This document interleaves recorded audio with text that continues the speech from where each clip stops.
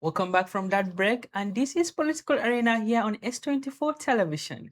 This afternoon, we will be discussing on role of women in ensuring Nigeria continue to be in a safer state, and what role should women play in ending insecurity in our dear country, and also ensure them they participate in politics ahead of 2027.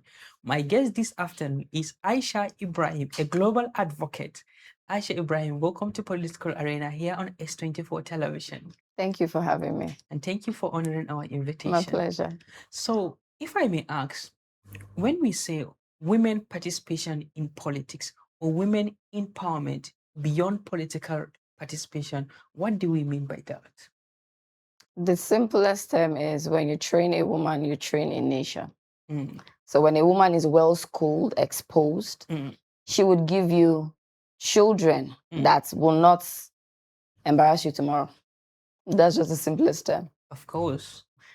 Build the world, build the nation. Yes. So, how important education is to a girl child and woman?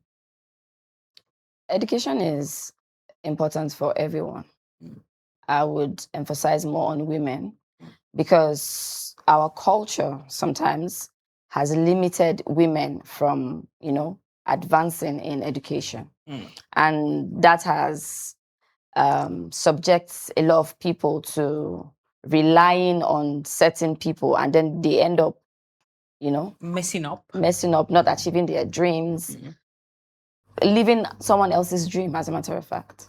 Well, so like due to the economic situation and the security situation in our dear country, Nigeria, which all of us are lamenting, and from all indication, it seems like the government don't even know how to control that. Do you think that women have a role to play in ensuring that the problem of insecurity in Nigeria, it has come to an end? Well, like I said, if you train a woman, you train a nation. Having a happy woman is having happy children. So if your wife is comfortable, not just buying food in the house, she would give you good children. Train those children while the men, I would say, are out there looking for daily bread. Your wife is at home training and taking care of your children. A peaceful woman is a happy home. So with the way the country is today, if the government can maybe push more free education, because there are a lot of people that can't afford education. Of course. Yes, if they can push free education, children need to go to school. Being idle is what makes them join these people. An idle mind. It's a devil's workshop.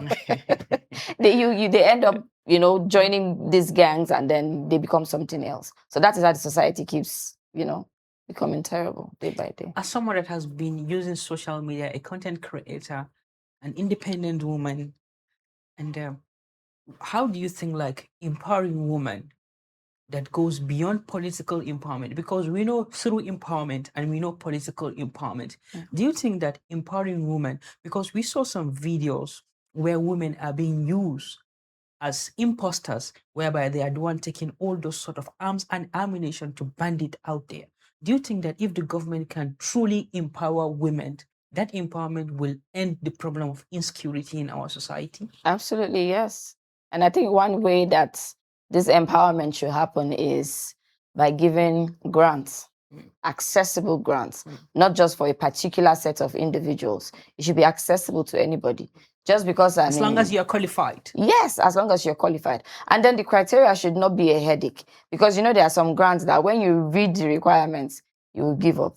So the easiest way is for you to join these people that will give you easy cash. So yes, grants. Well, women are still underrated in politics. Absolutely. Why? I think this is a societal thing. Women already are seen as vulnerable and weak. Exactly, vulnerable and weak. And then I've seen where one of the political, in this House of Senate, where Natasha was called a noisemaker because she's a woman. And whatever point she was giving at the time was making sense. But to them, she was making noise. So women are already seen as nothing. So that is why there is no, special attention given to us. So how can we break that stereotyping? How can we?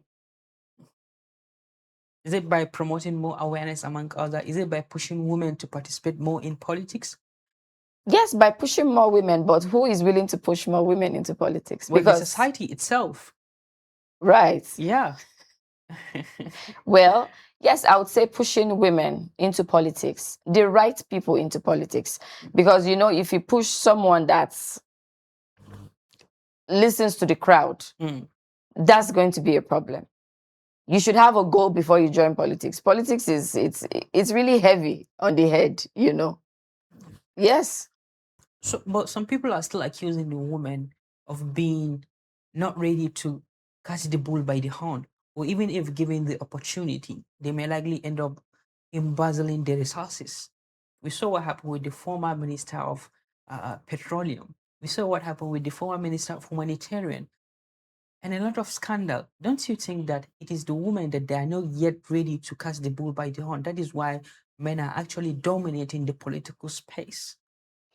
Well, I don't think so. No. I think women just give up because they don't have the strength to battle these things. But we see Okonjo-Iweala. Mm. She's one woman I respect so much. And I've not heard any dirt about her. She's somebody that is very respectful. Or even so, Amina Mohammed, Assistant Yes. Secretary General of These are United Nations. women that have good track record. So why are we just pointing out Minister of Petroleum and the humanitarian lady? Why are we pointing them out? We have reputable people that can represent this country.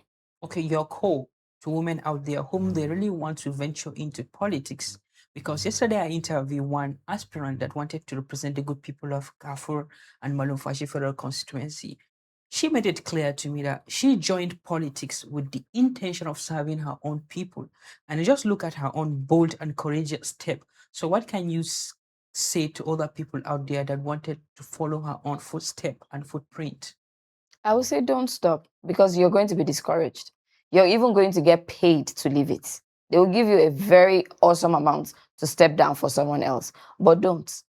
Because if you don't push, if women keep coming down and not agreeing to push, no matter how hard it gets, then we're not going to have women in politics. So I would say keep pushing. Don't stop and don't get discouraged. So, like, what can you say ahead of 2027, like having media station like S24 in promoting awareness and in promoting public enlightenment? Because we knew every after election or before election, the country used to be in a very volatile situation. So, what are your calls to other media station and people like you, like social media content creator? What can you say to young Nigerians out there? I would first of all get your PVC. That's the All first step. cost. At all costs, get your PVC. When you get your PVC, then you have the right to talk. But if you don't have PVC, you can't just come and type on your phone and be posting while you're in your house. Other people are on the field going to vote, getting hurt by all means. So if these other channels that report this news can be truthful, because I've seen where stations cut truth just because they want to please a particular person. So I would say stations, channels, content creators should not be bought. Let the truth be out.